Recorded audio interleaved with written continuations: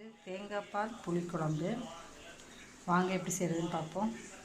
தேவையான பொருள்: நல்லெண்ணெய், கடுகு, வெந்தயம், ஜீரகம், உப்பு, மஞ்சத்தூள், மிளகுத்தூள்,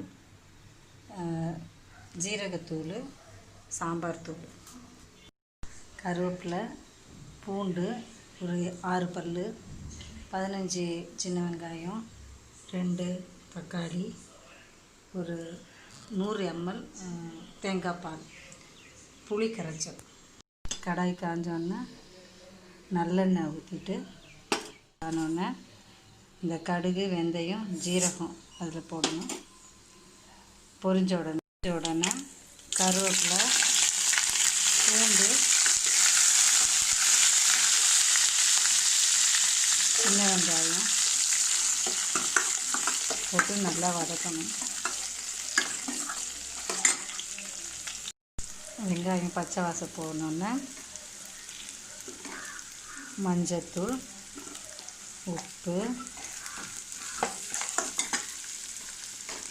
மிளகுத்தூள், ஜீரகத்தூள், அப்புறம் சாம்பார் பவுடர் போட்டு நல்லா வதக்கணும். இது சுருட வதங்கின உடனே தக்காளி போட்டு அதையும் அதோட நல்லா வதக்கணும். தக்காளி நல்லா வதங்கினோன்னா புளி தண்ணியை அதில் ஊற்றணும்.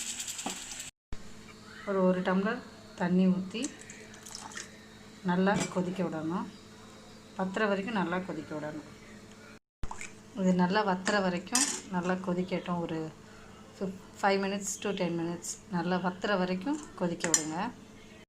நல்லா வற்றினோன்னே இந்த தேங்காய் பாலை அதில் ஊற்றி ஒரு 1 minute கொதிக்க விட்டுறணும். 1 to 2 minutes கொதிக்க விடணும். தேங்காய் பால் புளிக்குழம்பு ரெடி ஆகிடுச்சு.